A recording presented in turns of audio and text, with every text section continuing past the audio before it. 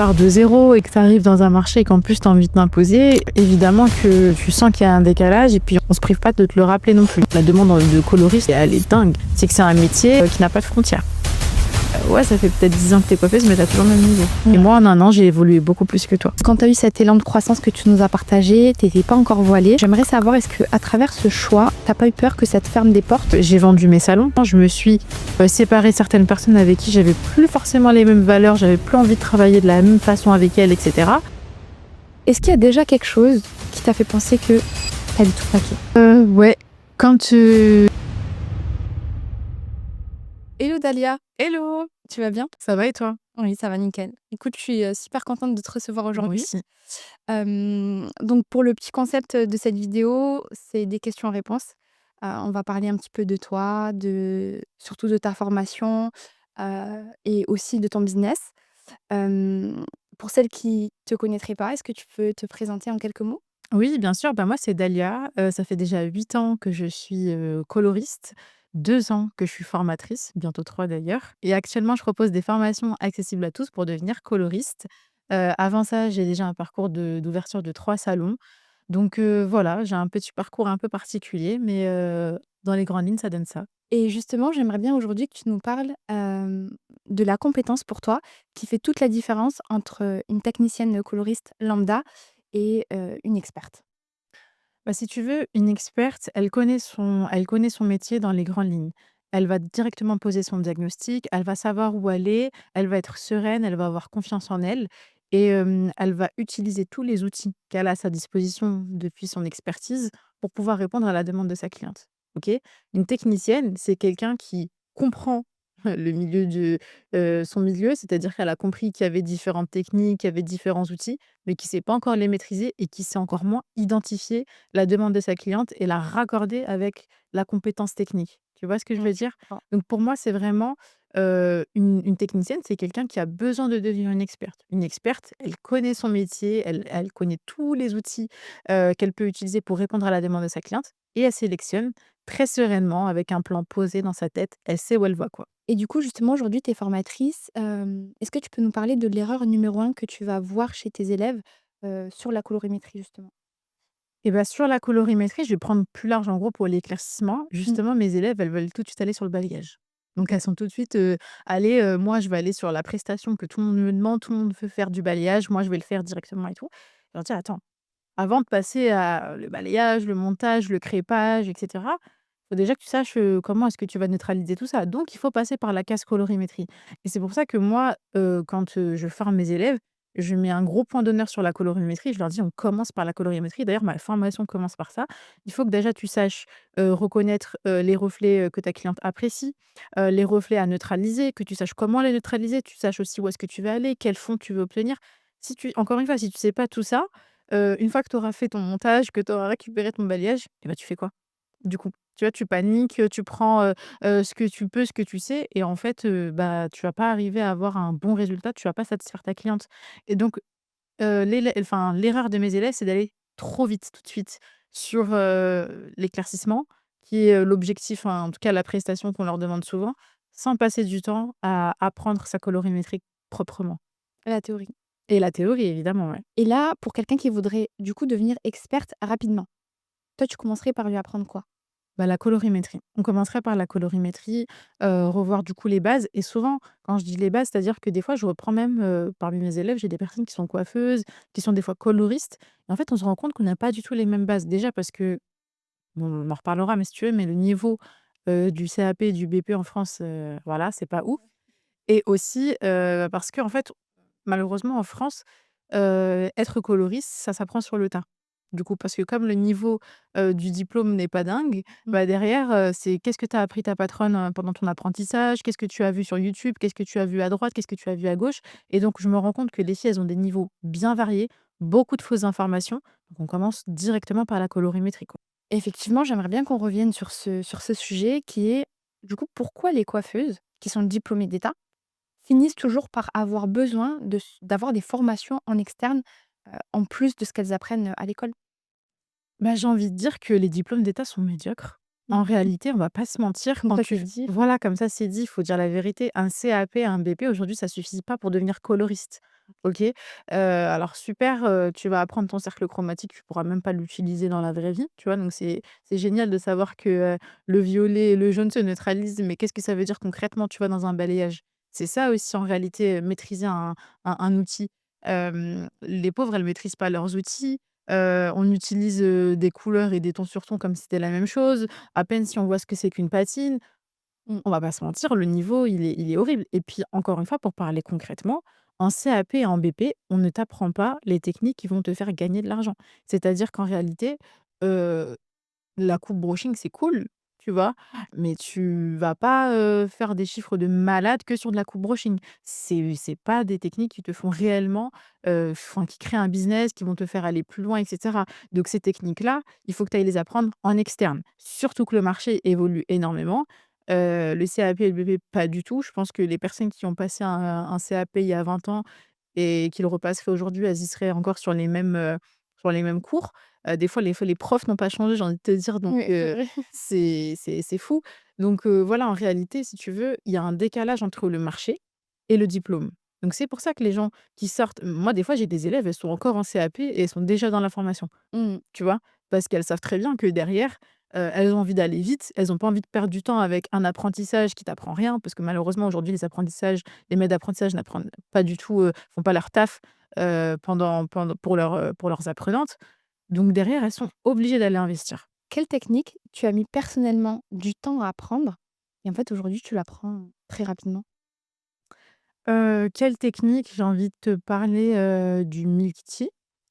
Parce que c'est une technique où on va éclaircir toute la tête, donc de la racine à la pointe, et ensuite derrière on va recolorer en créant une profondeur. Alors évidemment quand on le dit comme ça a l'air super simple, mais en réalité on va faire attention, aux différents degrés d'éclaircissement. Il faut qu'on éclaircisse de façon homogène et cetera. Donc il y a plein de petites subtilités aussi à apprendre et à connaître. Mais en réalité, en fait, avec la bonne méthode, la bonne technique, les bonnes explications, quand on t'explique aussi là où tu dois faire attention pour pas faire tes erreurs et apprendre sur le tas comme ça, perdre du temps, bah, c'est pas si compliqué. Justement, c'est quoi la différence entre quelqu'un qui sera toujours une coiffeuse du coup qui sera toujours au top des tendances et une coiffeuse qui va être un petit peu invisibilisée avec, le marché qui ne cesse d'évoluer? C'est celle qui se forme, qui est à l'écoute de son marché, à l'écoute de ses clientes, qui va tout simplement, voir qu'elle a quelque chose qu'elle ne maîtrise pas. Elle va aller chercher la réponse et il y a celle qui va rester dans son confort, qui va refuser sa cliente, qui va perdre de l'argent et qui va petit à petit, en fait, régresser sans s'en rendre compte. Parce que ce que je dis tout le temps, c'est que si tu progresses pas, tu régresses. Parce que le marché, lui, il avance, Ouais. tu vois? Donc si tu progresses pas, forcément, tu régresses. Donc pour moi, elle est là, en fait, la différence entre les 2. Mais pourquoi elle se forme pas du coup? Bah, elles ont plein de peurs. Alors après, on a tous peur, tu vois? On a plein de peurs, elles ont des peurs. La première peur, c'est de perdre leur argent, tu vois? C'est de se dire: «Bah, je vais investir. Est-ce que je vais vraiment y arriver? Est-ce que, c'est pas de l'arnaque? Est-ce que derrière, j'en ai vraiment besoin?» Tu vois? Donc il y a déjà ces premières peurs et puis, la deuxième aussi, c'est ce petit syndrome un peu de l'imposteur où elles se disent: «Bon, bah, est-ce que je vais y arriver? Est-ce que c'est vraiment pour moi?»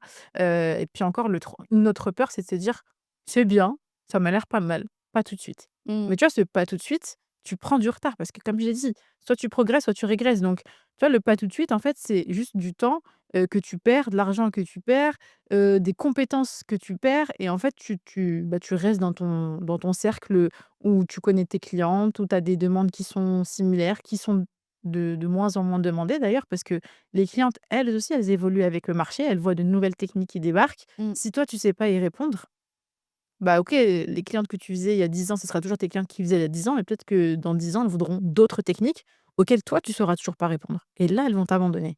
Je suis d'accord. En fait, tu dirais qu'elle le voit plus comme un coût que comme un investissement finalement? Complètement, Ouais. complètement. Pour elles, c'est un coût, c'est une charge, Ouais. tu vois? Ce que tu payes pas aujourd'hui, tu le payes demain. Exactement. Donc aujourd'hui, tu es formatrice, tu as eu plusieurs élèves.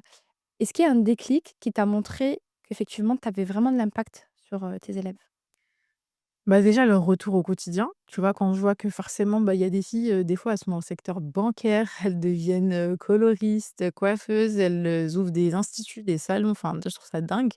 Mais récemment, je me suis rendu compte qu'en fait, la plupart de mes élèves, avaient un projet d'ouverture à l'étranger Et il y en a un qui s'est concrétisé, là, il y a quelques semaines, donc je suis super fière d'elle.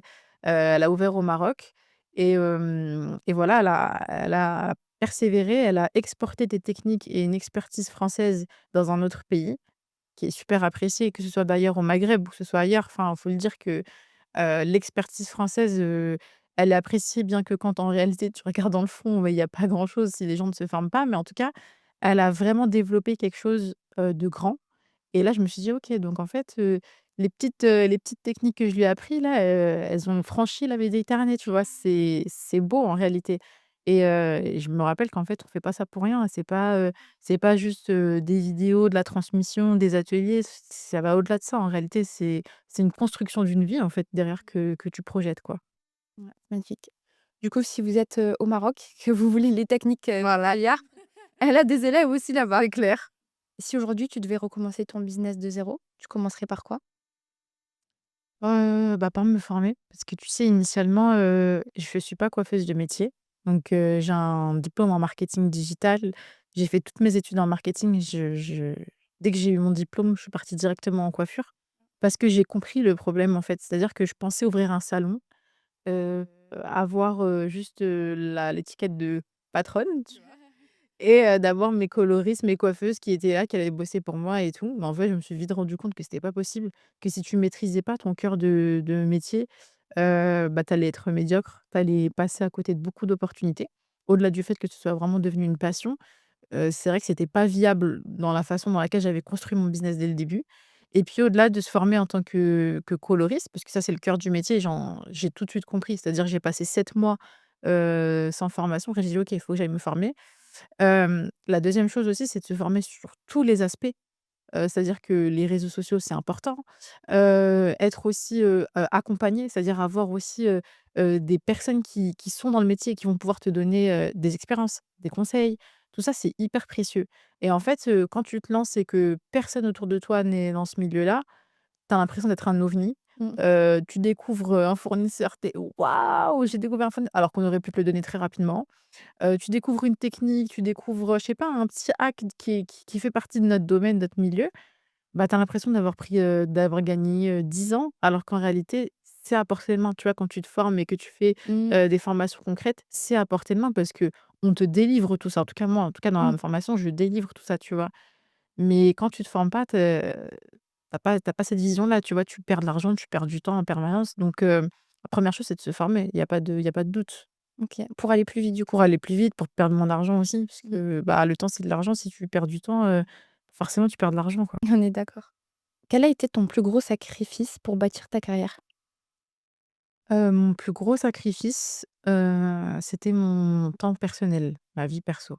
Déjà, quand tu t'investis en tant qu'auto-entrepreneur, bon, bah, le temps, c'est pas illimité. Donc Mmh. déjà, ce que tu vas mettre, dans ton business, tu sais que il sera réservé exclusivement à ton business et en fait, mes premières années, je suis pas partie en vacances. J'ai réinvesti tout mon argent. C'est-à-dire que dès que je gagnais un peu d'argent, je le réinvestissais automatiquement. Je me suis pas fait de plaisir, pas fait de folie, voilà et surtout mon temps, en fait. J'ai pas vu, mes amis, ma famille, je faisais des horaires de malade. Même le peu de temps que j'avais, j'essayais de comprendre certaines choses, de résoudre des problèmes. C'est-à-dire que j'étais, heu, 24 heures sur 24. La première année, c'est-à-dire que, première année d'ouverture, j'y étais, 6 jours sur 7 parce que le salon était ouvert du mardi au dimanche, et lundi, je me formais. Mmh. Donc en fait, j'ai passé, l'exclusivité et ça pendant 1 an. L'exclusivité de mon temps était réservée à mon business. Donc forcément, ça crée, bah, des manques. Tu vois moins ta famille, tu vois moins tes et ça, personne ne le voit en réalité, tu vois? On te dit juste que: «Waouh, super, tu as fait une grosse évolution, tu réussis, c'est génial, on voit ce que tu fais sur les réseaux». Mais derrière, en fait, c'est beaucoup, beaucoup, beaucoup de sacrifices et bah, quand je suis devenue maman, déclic, hein. Mmh. Déclic, on peut pas continuer comme ça. Un enfant, il a besoin de temps et donc là, j'ai changé ma façon de travailler. Jusqu'à présent, on a parlé du métier de coloriste. On a vu qu'est-ce qui différenciait une coloriste lambda d'une experte. Sur l'aspect formation, pour toi, ça serait quoi une bonne formatrice?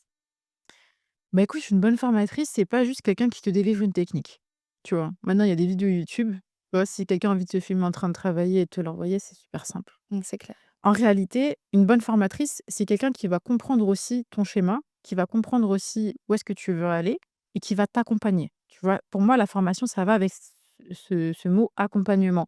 Donc si tu veux être formé correctement, il faut que tu aies quelqu'un qui comprenne aussi où est-ce que tu veux aller et qui va justement anticiper tes obstacles, Mmh. tu vois? Parce que si je te donne, je sais pas, une notice et que je te dis: «Bah, tiens, monte-le», tu vas mettre du temps à le monter, peut-être autant de temps que moi. Mais si je te dis: «Attention, avant de le monter, sache que cette vis, elle est un peu cassée, ce tournevis ne marche pas avec cette vis-là» et qu'en fait, tu vas gagner 2 fois plus de temps finalement, tu vois? Bah, une bonne formatrice, c'est ça. C'est celle qui va, anticiper des obstacles, qui va te dire là où est-ce qu'elle s'est trompée, là où est-ce qu'elle a réussi beaucoup plus rapidement, pourquoi, qu'est-ce qu'elle voit aussi, par rapport à ton parcours, qui va te donner des conseils, tu vois? Moi, je sais que, pour ma part, pour revenir à moi, mais je conseille vachement mes élèves, même, sur, des aspects business qui font pas forcément partie de la formation. C'est-à-dire, «Ah mais tes tarifs, ils sont pas assez bas, tu pourrais augmenter. Ouais, mais là, tu vois, tu devrais travailler différemment. Est-ce que je me lance en salon privé? Est-ce que je me lance en salon normal? Est-ce que je fais du domicile?» Tu vois, ça aussi, ça fait partie un peu de notre rôle d'accompagnatrice, tu vois? Donc, une formatrice, elle t'accompagne et c'est pour ça que tout le monde ne peut pas devenir formatrice, Ouais. tu vois? Tout le monde peut te montrer comment. C'est-à-dire que, voilà, comme je t'ai dit, hein, je me filme, je te montre, ce que j'ai fait, puis tu à toi bien bonne chance pour reproduire, tu Ouais, vois? c'est ça. Ça, c'est pour moi, c'est pas de la formation. Du coup, on voit quand même l'importance d'aller se former pour aller plus vite. Maintenant, il y a peut-être des personnes qui hésiteraient encore. Toi, quel message tu leur adresserais à ces personnes-là? Bah, arrêtez d'hésiter parce que vous perdez du temps. Mmh. Au bout d'un moment, quand, tu as un objectif, il va falloir tout mettre en œuvre pour l'atteindre et si tu veux continuer à hésiter, à attendre, tu vas juste voir le marché de beaucoup plus bas parce que encore une fois, toi, tu régresses, le marché, il augmente, il évolue, les personnes autour de toi, tes «concurrents» entre guillemets, j'aime pas ce mot, mais voilà, les personnes qui font la même chose que toi, elles aussi, elles évoluent avec leur marché parce qu'elles le regardent et elles y portent une vraie attention. Donc si toi derrière, tu es en déphasage complet, tu vas juste le regarder de beaucoup plus haut, tu vois? Tu perds du temps et puis, faut travailler sur ses peurs aussi, tu vois? Si tu veux évoluer, il va falloir te dire: «Bah oui, ça a un coût, je vais investir sur moi. Oui, je mettrai un peu plus de temps, dans ce projet-là. Oui, je vais mettre un peu d'épargne dans ce projet-là. Oui, mais derrière, qu'est-ce que ça va me rapporter?» Tu vois? Ça va me rapporter, bah, mon rêve, une clientèle, une technique, peut-être, comme certaines parmi mes élèves, bah, m'expatrier avec un projet, aller vivre, dans un autre pays avec cette, expertise-là. Mmh. Il y a plein de bénéfices, mais si on regarde que nos peurs, en fait, on fait plus rien, hein. On sort plus de chez nous, j'ai envie de te dire. Si on allume la télé actuellement, on sort plus, quoi, tu vois? Et du coup, si on revient un petit peu sur ton parcours, toi, initialement, tu n'es pas de la coiffure. Pourtant, aujourd'hui, ben, tu as fait une carrière dessus et tu es même formatrice. Ma question, c'est est-ce que tu as été confrontée au syndrome de l'imposteur? Et si oui, comment tu l'as géré? Ou comment tu le gères peut-être? Bah, oui, clairement, quand, tu pars de zéro et que tu arrives dans un marché et qu'en plus tu as envie de t'imposer, évidemment que tu sens qu'il y a un décalage et puis on se prive pas de te le rappeler non plus, Mmh. tu vois? C'est-à-dire que des fois quand, j'étais en salon, j'avais mes coiffeuses: «Ouais, mais attends, enfin, ça fait 10 ans que je suis coiffeuse, genre, tu Oui. viens de te faire diplômer, enfin tranquille», tu vois?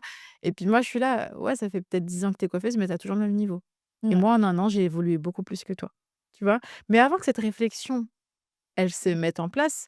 En effet, bah, souvent, j'avais pas confiance en moi. Des fois, j'avais honte aussi de mon Mmh. parcours. J'ai eu pendant très, très longtemps, j'ai eu honte de mon parcours et j'avais même pas envie de dire qu'en fait que, j'ai commencé avec du marketing, qu'en fait, je me suis complètement réorientée parce que j'avais peur que les gens me prennent pas au sérieux. Mmh. Alors qu'en réalité, c'est plutôt glorieux de se dire: «Mais en fait, je pars de zéro et j'ai tout reconstruit hyper rapidement», pendant que celles qui ont fait, la coiffure à 14 ans, qui ont commencé à 14 ans, bah, elles en sont toujours au même point. Tu vois ce que je veux dire? Mais j'ai eu du mal à m'imposer en tant que telle et à me dire: «En fait non, la reconversion que j'ai fait, c'est une force» parce que du coup, j'ai travaillé 3 fois plus que les autres pour obtenir, le même niveau si ce n'est plus.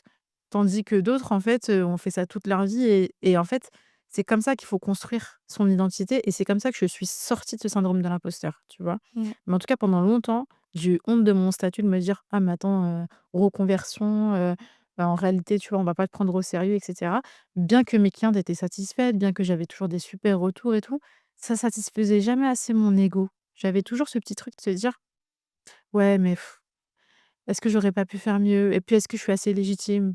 Tu vois? Ouais. Toujours cette question de: «Est-ce que je suis assez légitime?» alors qu'en réalité, quand, on fait les choses bien, on est toujours légitime tant qu'on a, Tant qu'on a ce truc, tu vois, on est toujours légitime. Donc du coup, pour répondre à la question, comment tu as fait pour t'en sortir? Si tu veux, pour sortir de ce syndrome-là, c'est depuis que je suis devenue formatrice où je me suis dit: «OK, moi-même, je suis passée par, ce gros chemin de me dire: "Comment je vais faire?" J'ai mon CAP, j'ai mon BP, j'ai toujours pas le niveau». J'ai fait plein de formations moi aussi, j'ai cherché aussi des techniques, que ce soit sur YouTube, que ce soit sur d'autres personnes.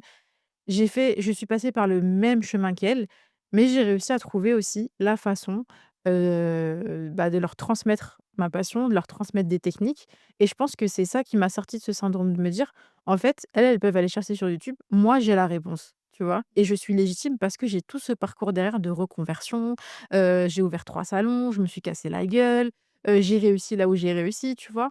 Et c'est pour moi, c'est tout ça qui fait que je suis plus que légitime aujourd'hui. Mais j'en suis sortie qu'en devenant formatrice. Du coup, tu nous l'as dit, tu as travaillé beaucoup plus que les autres pour, en arriver là. Tu travailles aussi beaucoup encore aujourd'hui. Tu nous as partagé aussi que tu étais maman. Ma question, c'est comment tu fais pour gérer ton business et ta vie perso? Écoute, ça cohabite, tu vois? Ça cohabite un peu, moi, je j'ai pas trop de routine, hein. Je suis pas la fille hyper organisée, bien qu'on pourrait se dire le contraire, hein, Mmh. que pour être entrepreneuse, faut être super organisée et tout. En fait, au bout d'un moment, tu vois, la vie, faut la prendre aussi un peu au feeling. C'est-à-dire que, on fait du mieux qu'on peut et moi, c'est ce que je fais. C'est-à-dire que quand je dois aller travailler, je bosse. S'il faut que je me lève plus tôt, je me lèverai plus tôt pour compenser. S'il faut que je me couche plus tard, bah, je me coucherai plus tard. S'il faut que je sorte moins, je sortirai moins. Voilà, sans m'épuiser, c'est encore un autre, voilà. Mais je trouve que j'ai fait des progrès, tu vois? Quand je revois comment j'étais, dans mes premières années de salon, j'arrêtais pas, tu vois? Mmh. Je partais le matin à 9 heures, je rentrais des fois à 21 heures, tu vois? Et tous les jours la même chose, je t'ai dit, on travaillait 6 jours sur 7 et le lundi, j'étais en format. Donc tu imagines le truc? Je tiens quand même à dire que j'ai fait des progrès. Que je m'améliore, dans le temps. C'est-à-dire que j'ai des jours off, j'ai du temps pour moi, j'ai du temps pour mes proches, j'ai du temps pour ma famille, tu vois? Mmh. Ce que j'avais pas avant. Et ça aussi, je pense que c'est dû aussi à ma façon de transformer mon business. C'est-à-dire qu'avant, bah, j'avais des salons classiques. En fait, je travaillais de façon très classique. Le jour où je suis passée aussi en salon privé, c'était aussi la façon de me dire: «OK, je vais travailler différemment, je vais donner plus de temps à mes clientes, mais aussi plus de temps à moi-même». Dire Ouais. que je vais, leur accorder un moment et une pause, particulière pour elles, tu vois? Vraiment un moment privilégié et privé, mais aussi pour moi, je vais pas en prendre 15, OK? Je vais prendre mon temps sur chaque personne et je vais aussi prendre du temps pour moi. Mmh. Donc ça a vraiment aussi changé ma façon de travailler et ça m'a, beaucoup moins épuisée en effet. Aujourd'hui, la carrière que tu as bâtie, c'est, dû au fait que tu es coloriste et formatrice coloriste. Quels sont les avantages pour une femme en 2026 de soit devenir experte coloriste, soit devenir coloriste, tout simplement? Alors, pour une femme, aujourd'hui, en 2026, il y a énormément d'avantages à devenir coloriste. Le premier, c'est que c'est extrêmement recherché. Mmh. C'est-à-dire que, heu, la demande de coloriste, elle est dingue. Il y a énormément de coiffeurs, donc en fait, il y a beaucoup de cette compétence de coiffure, c'est-à-dire, assez basique, elle est très répandue. Il y a énormément de salons de coiffure et cetera. Par contre, des vrais coloristes qui plus experts, il y en a très, très peu Mmh. et on le voit ne serait-ce que par les demandes que moi j'ai, que sûrement mes consoeurs elles ont. Il y a énormément de demandes aujourd'hui, sur ces filières-là. Maintenant, il y a un deuxième, donc déjà, il y a énormément de demandes, mais il y a un deuxième aussi avantage, c'est que c'est un métier, qui n'a pas de frontières. Actuellement, c'est pour ça que je le dis, j'ai beaucoup d'élèves qui vont s'expatrier grâce à cette compétence. C'est-à-dire que, aujourd'hui, tu parles pas forcément l'anglais ou tu vas enfin, c'est une compétence qui est essentielle. Tu peux vraiment, t'expatrier avec cette compétence-là. C'est très recherché que tu sois en tant que salarié ou que tu veuilles toi aussi, ouvrir ton salon, ailleurs. L'expertise française et puis si tu sais vraiment maîtriser, ce métier-là, c'est vraiment très, très, très recherché à l'étranger. Bah, d'ailleurs, j'ai des élèves, voilà, qui ouvrent à l'étranger. Et la dernière fois, j'avais l'expérience d'une de mes élèves que je trouvais dingue. Elle est arrivée en Australie, heu, avec, 0, tu Mmh. vois? Et son mari, lui, avait un bac+5, donc il était, je crois ingénieur, quelque chose comme ça. Les 2 ont cherché du travail en même temps. La première qui a trouvé, c'est la coiffeuse. Mmh. C'est la coiffeuse et elle a trouvé le jour même, Ah! tu vois? D'accord. Parce que c'est hyper demandé, tu vois? Quand tu dis, bah, que forcément tu maîtrises des techniques, comme ça, encore une fois, c'est des techniques qui valent de l'or, tu vois? Donc en France, et à l'étranger. OK. Comment ça se passe en fait, tu montres ton travail, tu Bah, montres ce que tu si sais faire? tu voilà, il faut évidemment que tu montes ton travail. Peut-être que tu peux être pris sur une journée d'essai pour qu'on vérifie que ce soit bien ton travail. Mais, une fois que tu fais tes preuves et que tu maîtrises cette technique-là, forcément, on va te demander parce que encore une fois, dans un salon de coiffure, ce qui fait tourner un salon de coiffure, c'est la technique, Mmh. Ouais, tu vois? c'est vrai. Donc si tu as cette compétence-là qui va rapporter de l'or soit à ton patron, soit à toi-même si tu es ton propre patron, beh, tout le monde va s'arracher pour t'avoir, Ouais. tu vois? Surtout en plus que, c'est des techniques, tu t'en fais une, c'est comme, 5 clientes en coiffure classique, Complètement. donc c'est beaucoup plus rentable. Complètement, tu t'épuises moins, tu fais une, c'est comme si tu en avais enchaîné, 5-6, Mmh. sur, de la coupe brushing ou autre, tu vois? Donc évidemment, c'est vraiment des compétences qui valent de l'or. C'est des compétences qui sont rentables lorsqu'elles sont vraiment bien maîtrisées. Heu, c'est encore une fois, c'est vraiment pour moi le métier dans le milieu de la coiffure, qui est le plus rentable là actuellement en 2026 et qui est le plus recherché aussi. Justement, là, on est en train de parler de cette formation qui est très recherchée parce qu'elle demande de bonnes compétences. Parce que c'est quand même une responsabilité de faire de la technique sur les cheveux des gens. Et je pense, tu me diras si je me trompe, qu'il y a pas beaucoup de gens aussi qui se sentent assez confiants pour aller vers ce genre de technique, bien qu'elle soit très rentable. Toi, comment tu travailles avec tes élèves afin que déjà elles règlent, ce souci de compétence et derrière par la suite qu'elles puissent avoir assez confiance, pour avoir des clients ou bien aller dans d'autres salons et Mmh. proposer ça? Si tu veux, en effet, il y a pas tout le monde qui peut s'inventer coloriste. C'est pour ça que c'est très recherché, Mmh. tu vois? Moi, à travers, mes élèves, je le vois. À la fois, des fois, j'ai des personnes qui sont coiffeuses, qui sont coloristes et cetera et qui n'ont pas confiance en elles et j'ai des personnes aussi qui sont en reconversion et qui ont encore moins confiance en elles. Déjà, la première chose, c'est de se dire: il faut avoir les compétences. Ça, c'est, indéniable. C'est-à-dire que, tu viens, on va te transmettre, nous, toutes les compétences, qu'on va t'offrir. Tu vas apprendre plein de techniques. L'avantage aussi dans ma formation, c'est que je forme à plein de techniques, plein d'outils. La plupart des formations, si tu regardes bien, elles ont qu'une seule formation, qu'une Mmh. seule technique, voilà, tu l'appliques et puis c'est tout, tu vois? Ouais. Moi, je forme à plusieurs techniques pour que, justement, la technicienne derrière, elle ait le choix de se dire: «OK, cette technique, elle sera je serai plus à l'aise dessus, j'ai plus confiance en cette technique sur l'instant T et puis elle me rapporte plus de bénéfices aussi pour ma cliente, donc je prends celle-là». Ouais. C'est, dans un autre cas, non, cette cliente-là, elle a un cheveu beaucoup plus compliqué, cette technique sera plus bénéfique pour moi et pour ma cliente, je choisis celle-là. Donc déjà, être vraiment formé, c'est aussi d'avoir le choix dans ses outils, tu vois? Donc ça, pour moi, c'est un socle, indéniable. La deuxième chose aussi, c'est d'avoir en effet confiance en toi. C'est de développer aussi cette confiance en soi et de se dire: «Je prends en charge la responsabilité des cheveux de ma cliente». Évidemment, les techniques, ça peut extrêmement sensibiliser, ça peut brûler, on peut avoir aussi les cheveux de toutes les couleurs possibles et imaginables. Donc il faut derrière qu'elle ait aussi, confiance en elle, pour imposer sa vision. Première chose, on va vraiment former les élèves au diagnostic, OK? Tu vas vraiment savoir sur quoi tu vas pas pouvoir partir et sur quoi tu ne vas pas pouvoir partir et dans n'importe quel cas, tu vois? Tu vas pas on va pas laisser la place au doute. On va pas laisser la place à «imagine que, allez, je la tente». Tu Mmh. vois? Ouais. Ça sera impossible et puis derrière, heu, la formation, elle est faite de façon à ce que les filles, elles aient des ateliers avec moi où je vais pouvoir pratiquer et corriger leurs mouvements. Donc à la fois, tu as le côté formation en ligne où tu as ce support en ligne, tu vas pouvoir visionner, revisionner, revisionner en permanence, ce qui va te permettre en fait, d'avoir comme si j'étais tout le temps avec toi et si tu as la moindre question, hop, tu vas aller regarder dans ton format vidéo, te dire: «Ah non, en fait, elle a fait le shampoing avant. Non, en fait, elle a dit qu'il fallait utiliser tel volume, tel oxydant», tu vois? Ouais. Donc déjà, tu as cette partie-là en ligne qui est essentielle, qui va t'accompagner, sur la moindre question.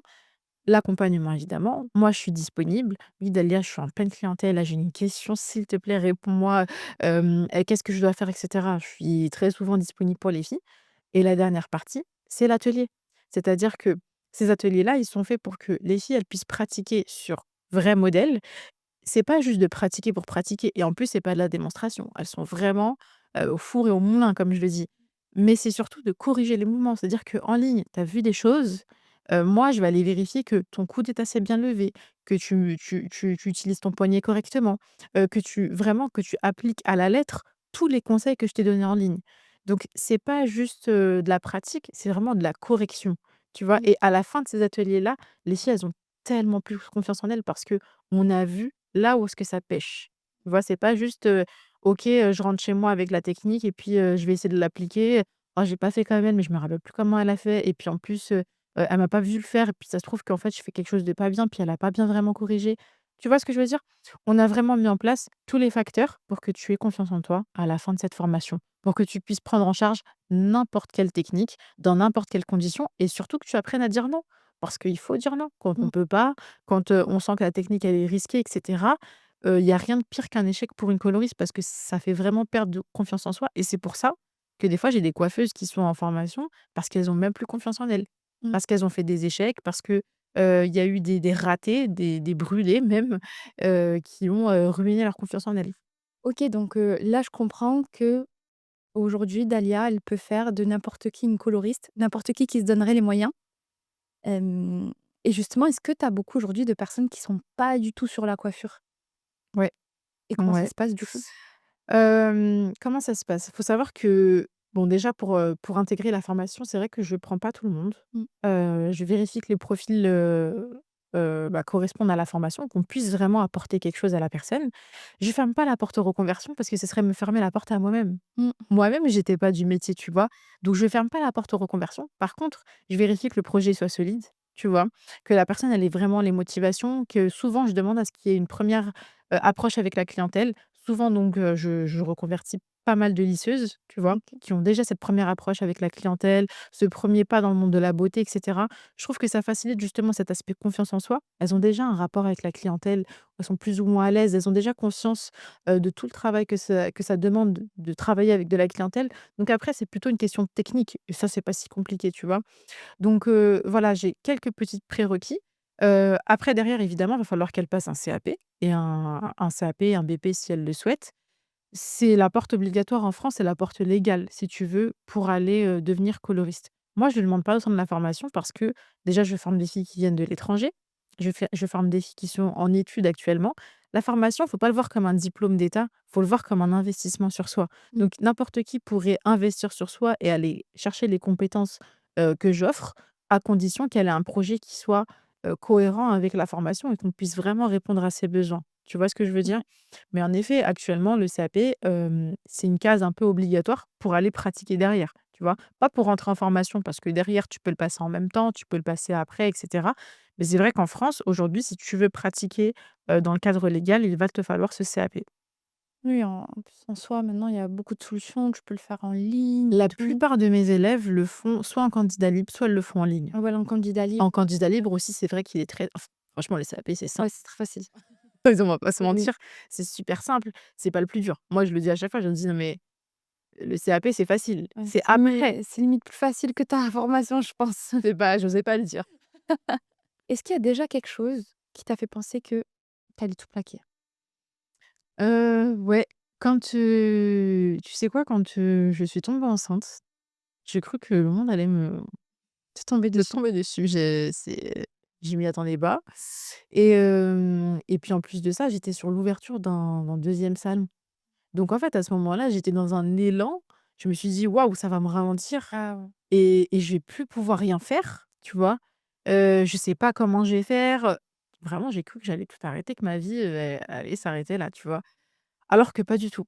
Ça a été une opportunité de travailler plus intelligemment, comme je te l'ai dit tout à l'heure. Dès que je suis tombée enceinte, bon, déjà, quand tu tombes enceinte, la vie, tu la vois plus pareil, tu Ouais, vois? Donc les problèmes qui te paraissent énormes, te paraissent d'un coup tout petits, mmh, tu vois? Tu c'est vrai. tu vois plus, tu as plus du tout les mêmes proportions et puis, bah, une fois que ça y est, ma grossesse est arrivée à terme, que j'ai accouché et cetera, j'ai vraiment transformé ma façon de travailler. Donc j'ai vendu mes salons pour travailler en salon privé, tu D'accord. vois? J'ai vraiment vu la chose vraiment différemment. Je me suis, séparée de certaines personnes avec qui j'avais plus forcément les mêmes valeurs, j'avais plus envie de travailler de la même façon avec elles et cetera. Je me suis entourée d'un nouveau cercle de personnes qui avaient la même vision que moi sur la coiffure. Tu vois? J'ai vraiment travaillé différemment, mais ça a été pour moi l'opportunité finalement, c'était une opportunité, mais tu sais, quand ça te tombe dessus comme ça, tu vois tout de suite ça Oui, comme une épreuve, alors qu'en réalité, chaque épreuve sont des opportunités. ouais. En fait, c'était l'opportunité pour moi d'aller travailler différemment, de travailler mieux, de moins m'épuiser justement au travail. de travailler aussi plus éthiquement, je pense aussi, tu vois? Toutes ces choses-là, ça m'a vraiment transformée et puis ça a été aussi, bah, la porte ouverte à la formation. Tu vois? Parce que, ça allait aussi avec, la façon dont j'avais envie de travailler. Je me suis dit: «Allez, je vais prendre plus d'opportunités de former» parce que je me refusais vachement à la formation avant de tomber enceinte parce que j'étais plutôt dans un objectif d'ouvrir plus de salons, tu vois? Et là, je me suis dit: «En fait, non, il y a de la demande en formation, peut-être que je devrais vraiment y répondre». OK. Ouais, toi, tu pensais que ça allait être la fin, finalement, tu t'es réinventée. Je me suis réinventée complètement et beaucoup mieux. C'est-à-dire que là, avec ou sans enfant, tu me payes, je ne reviens plus sur le modèle Ah, économique, auquel j'étais. Parce que je faisais beaucoup trop d'heures, ouais. tu vois? Parce que je travaillais énormément, parce que, la charge mentale aussi, elle était énorme. Merci de nous avoir partagé tout ça. J'avais quand même une dernière question. Je crois savoir que quand tu as eu cet élan de croissance que tu nous as partagé, tu étais pas encore voilée et j'aimerais savoir est-ce que à travers ce choix, tu as pas eu peur que ça te ferme des portes, surtout, ben, sur le marché français, parfois c'est des peurs qu'on peut avoir? Ouais. Bah, si tu veux, déjà, faut savoir que je me suis voilée, grâce à ce projet de formation. Ça veut dire que ça a été une cause, tu vois? Initialement, en effet, j'étais pas voilée et pour moi, le voile, c'était une question qui se poserait plus tard. Et pourtant, j'ai travaillé à mon compte, je travaillais qu'avec des femmes et cetera. C'est-à-dire que j'avais plein d'opportunités de me dire que, bah, en fait, c'était plutôt facile pour moi de porter le voile, mais en fait, on se trouve toujours plein d'excuses et parmi mes excuses, bah, voilà, ça serait pour plus tard et tout de suite, là, ça me fermait des portes et puis, l'image aussi que tu vas renvoyer, peut-être qu'en fait, tu vas, pas pouvoir collaborer avec toutes les personnes avec qui tu as envie de travailler et cetera. Bref, tu te trouveras toujours, de toute façon, plein d'excuses. Et puis, bref, en est venu ce moment où j'ai dû aller, tourner cette formation. J'avais ce projet de formation, j'étais déjà formatrice, mais j'avais envie de la tourner en ligne et d'apporter un accompagnement plus profond dans ce que j'allais proposer à mes élèves. Donc, je commence à réfléchir à ce projet, je commence à me dire: «Allez, il va falloir que je tourne» et cetera. Donc je commence à booker mes jours de tournage et tout. Je commence à réaliser ce premier tournage, donc sans voile, j'étais pas Mmh. voilée et au moment de dérocher, je me dis: «Attends». Là, c'est pas anodin ce que tu vas faire. Là, des gens vont payer pour accéder à des techniques, certes, mais aussi à des vidéos qu'ils auront le droit de conserver. Peu importe, tu vois, dans quel canal et imagine demain tu meurs, bah, dans cet état-là, tu vois? Et puis si tu as envie de revenir en arrière, les vidéos leur appartiennent, tu vois? J'ai eu ce petit déclic de conscience et ça commençait à me travailler un peu plus, tu vois? Une semaine passe, 2 semaines passent et je me dis: «Attends». Ça quand même demande à réflexion et je l'ai porté comme ça. En Mmh. fait, je me suis dit: «Le prochain rush, je le fais voiler et je vois ce que ça donne», tu vois? Vu que j'avais plein de barrières et tout, je me suis dit: «Écoute, là, je me considérais même pas encore comme voilée, mais je me suis dit: «Le prochain tournage, je le fais voiler» et là, ça a été mon déclic. Je me suis dit: «Ah ouais». Déjà, je me suis sentie très à l'aise, rien n'a changé. Le monde ne s'est pas écroulé derrière moi, tu vois? J'ai pas reçu des appels en me disant, «On arrête de travailler avec toi, je viens plus chez toi, je me coiffe plus chez toi». Tu vois? Il s'est rien passé finalement, tu vois? La vie, elle a continué son cours, tel quel et j'ai continué, de cette façon-là donc j'ai supprimé, toutes mes photos, toutes mes vidéos, j'ai retravaillé toute mon image autour de ce choix-là. Que je regrette pas du tout, tu vois? À l'heure actuelle et finalement, bah, en fait, j'ai eu que de la prospérité derrière, que de la baraka parce que bah, ce projet aussi, il a été, entouré de ce choix de porter le voile donc moi, je trouve que c'est incroyable aussi et derrière, ça m'a jamais porté, préjudice. Je travaille avec, plein de marques, j'ai aucun souci avec elles, que ce soit sur mon image ou pas et puis j'ai envie de te dire, si jamais ça m'a fermé des portes, premièrement, je suis pas au courant Mmh. et j'ai pas envie de le savoir. Parce Mmh. que c'est des portes, que j'avais pas besoin d'ouvrir, tu vois? Exactement. Actuellement, j'ai aucun manque dans mon travail, tu vois? Donc il y a pas un truc où je me dis: «Oh, telle marque, elle m'a pas contactée» ou alors: «Oh, j'ai pas pu faire telle chose parce que je suis voilée». Je ressens aucun manque donc si jamais cette porte ne s'est pas ouverte, c'est qu'elle était pas destinée à s'ouvrir, tout simplement. Très beau mot de la fin. Dalia, en tout cas, je te remercie, pour ce partage. Merci à toi. J'ai appris beaucoup de choses. J'espère que à travers cet échange aussi, toutes les personnes qui s'interrogeaient sur le métier de coloriste auront, leurs réponses. Si c'est pas le cas, vous pouvez nous laisser des commentaires et avec plaisir qu'on se Mmh. re-rencontrera et qu'on répondra à toutes vos questions et si on devait te souhaiter quelque chose pour la suite, ce serait quoi? De continuer sur cette lancée, de continuer à transmettre mon métier, qui me passionne énormément. Ah super, je te remercie Dalia. Merci à vous. C'était Ivana et Dalia pour Beauty Boss Media. Attendez, attendez, attendez, attendez. Ah oui, oui. Vous avez intérêt à aller la regarder cette vidéo parce que je vous explique, il nous est arrivé que des péripéties. Ça fait la deuxième fois qu'on l'enregistre parce que le gars n'a pas appuyé sur rec, OK? Donc c'est la deuxième fois. Là, il faut aller commenter, like et venir la regarder, vraiment. Si je me suis trompée sur la date, on devait être là hier. Je suis arrivée ici, il y avait personne. Donc merci aussi à Podplane. Merci vraiment, Ils m'ont vraiment. sauvé la vie du coup, ils sont venus en express et ouais, regardez, mettez des commentaires aussi. Ouais, rendez-la rentable, c'est cette vidéo. Allez, ciao!